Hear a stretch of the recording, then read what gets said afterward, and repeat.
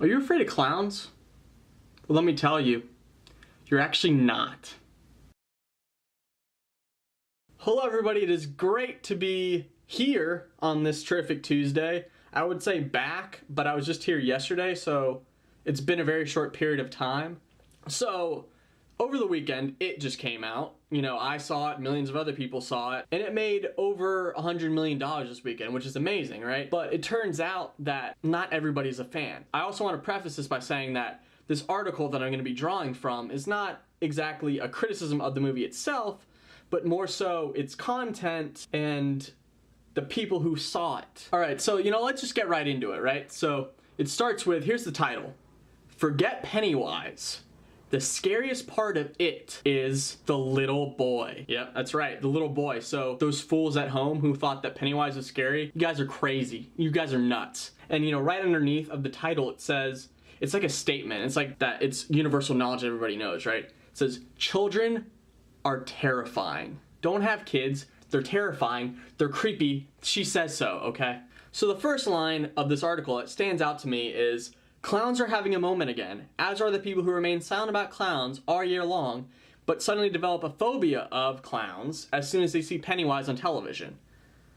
You know what? It's always great to start out an article telling people what they should and shouldn't be afraid of. But here's the thing. Here's where I don't agree with her. I mean, I don't agree with her a lot, but here's where I don't agree with her on this statement. So here's the thing about phobias. Phobias only come up when there's relevance. You don't have a fear of heights when you're walking on a sidewalk with no buildings around you. So as you know, if you watch American Horror Story, Twisty is back on this season of American Horror Story, and he was relevant way back when the season of Freak Show was going on. And basically what she's saying is that people aren't afraid of clowns until they come up. So let's go to American Horror Story and let's see if she has a valid point here.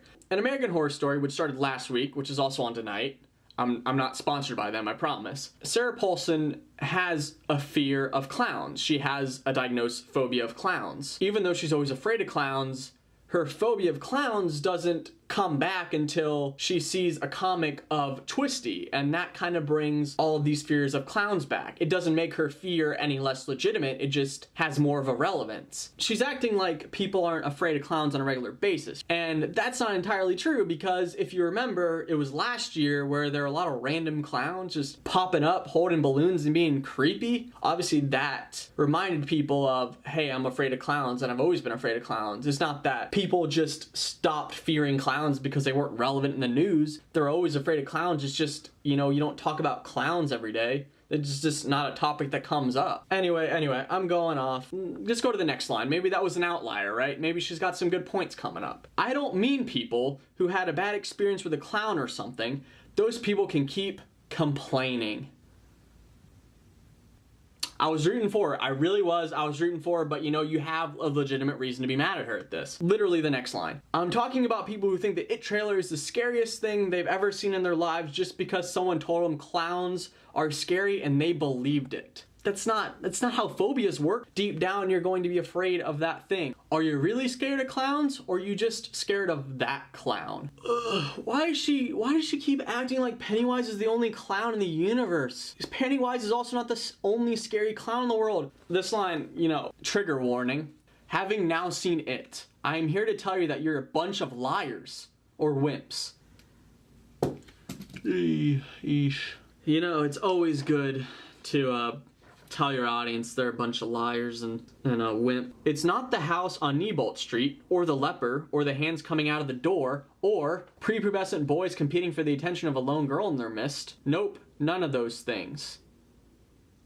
Okay, I'm lost here. I don't really know what else you could possibly be scared of this movie, but let's continue. It's Georgie, the cute little boy who goes down the drain in the first few minutes of the movie. Okay, back up. Hold the phone here. You said that Georgie is the creepiest part of this movie, but you used the word cute. It says cute. Right here. Cute. Focus. She says cute before she describes Georgie. Is this satire? Am I being fooled? Has this publication turned into the new Clickhole or the Onion? Holy cow. But he's just a little boy, you say? That's a good one. I actually didn't say that, but I definitely thought it. Look at that face. That is a murder face if I've ever seen one. Leave your homemade paper boat behind and go make a new one. I'm not really sure what his paper boat has to do with this statement she's making, but let's back up. Okay, so like I'm all about saying things are creepy. I mean, they're creepy kids in movies like Samara and The Ring. Important thing here is Georgie was not cast because he's creepy. So it's like you're kind of being mean here, saying, "Hey, you 7-year-old kid, you look like a murderer. If I see you in jail in 20 years, I won't be surprised." It's not that I'm upset about Pennywise's identity. It's that I'm upset about his location. You shouldn't talk to anybody you meet in the storm drain. I'm a good boy, and I did not say the word that was put in there. So she says you shouldn't talk to anybody seen a storm drain, but I mean, if you see somebody in a storm drain, you're gonna at least ask them one question, right? Because in theory, if I see some creepy looking dude in the storm drain, I realize that I'm old and the kid's like 6 or 7, but nevertheless, I mean, you can at least ask somebody a question, right? I mean, that's how we learn about the world. Outside of the storm drain, Pennywise is just a dumb clown with too much lip filler. You know, if Pennywise read this publication, I think he would be very offended. It's rude. You're really going for low blows here. If you've read the book and seen the movie, he's actually kind of smart in how he lures people. There are plenty of times in this movie he's not in a storm drain, and he's equally creepy, like when he's talking to Eddie. So there's a spoiler alert in this article, but you know what? You should have seen the movie by now. It's been 4 days, you jerk. Georgie dies. Yeah, that's right, he dies in the first 5 minutes, and that's gonna ruin the whole movie for you, isn't it? She says that he dies almost immediately, right? And that he appears throughout the movie, he's just a manifestation of Pennywise or it. This is important for later on in this video, but I just wanted to state it right now, so you have it in the back of your head once we get down to it. And so like this next line, it's like as if she's watching my video while she writes this, right? She says, "Doubters will say that this means any fear caused by Georgie is really caused by Pennywise's manipulation of his image." Well, yeah. So like this next part is like taking a movie and interpreting it in the wrong way. I don't want to say wrong way, because I think that if you watch a movie, you can interpret it any way you want. It all depends on whether or not you're going to be self-righteous and arrogant about it.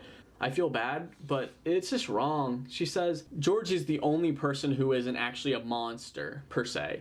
And this ties into potentially Bill's fear of Georgie being still alive and actually just really alone. She says that she thinks that she wants to believe that Georgie is still in his natural form because he's creepy enough. God, she is really being rude to this little kid. I mean, jeez, what did this kid ever do to her? And then she goes on about all the times that Georgie was creepy in the movie. It's also important for me to emphasize that the reason why he's being creepy is because it is manipulating him. Whatever. So she says that his giggle is a lot more creepy than any other type of carnival music. Let's just agree to disagree. Okay, here's another important part of this article. She says, until the very last second when his face turns gray and his eyes go crazy, Georgie still looks like Georgie. So don't even try to blame Pennywise for this mess. Like it's like somebody threw up in the cafeteria and somebody has to clean it up or something. But that's the thing. She literally says that Pennywise is what's manipulating him, so I think I can blame him for this mess. But Pennywise is still manipulating him, so it is his fault. Georgie's not actually alive. It's just a manifestation of Pennywise. So this is when it gets really weird. She says, Georgie had the face of a child who would kill you in your sleep and eat your brains as a snack before Pennywise ever got involved. So I don't know why she's jumping to these conclusions. I think it's kind of nuts. I don't even know anymore. I really don't. This article has ruined me. I had dreams once, and I lost them. Where are you, dreams? I need you. She's taking real shots at this kid.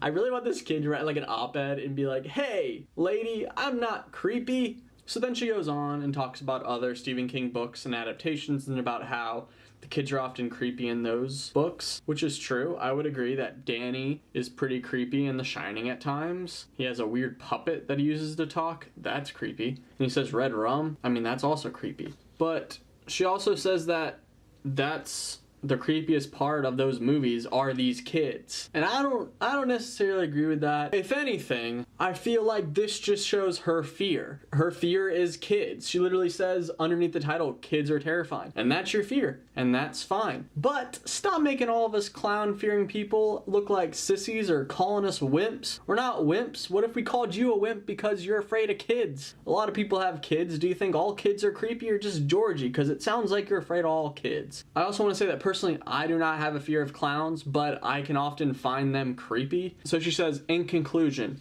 clowns equals fine. Okay. And kids equal bad. You know, after going through this article, part of me feels like maybe this is satire or some joke article, but I feel like I cannot be sure. So here is my conclusion, the COL Outside Wave edition. If you are afraid of clowns, then you're a wimp. You are a sissy. You are pathetic. And you should just leave, because clowns are not scary. You're so weird. How can you be afraid of clowns? Are you serious? Wow, you're so annoying. I can't believe you. Get out of here. So before I see all these comments talking about what got you triggered, Connor, I'm not triggered, and I'm not legitimately mad about this. I just thought that it was kind of funny and hypocritical, and I really wanted to talk about it. I don't think anybody's fears are technically ridiculous. She doesn't even say that there are such things as irrational fears, but she doesn't even say having a fear of clowns is an irrational fear. So it's kind of weird how she's very dismissive of people who fear clowns. But yeah. Thank you for letting me rant and talk about this. Thank you for coming back again, watching this video, watching yesterday's video if you have. If not, it will be at the end of this video, so please check it out. Thank you so much for watching. Don't forget to hit that like button, subscribe because I'm back. I'm COLoutsidewave, and stay rad.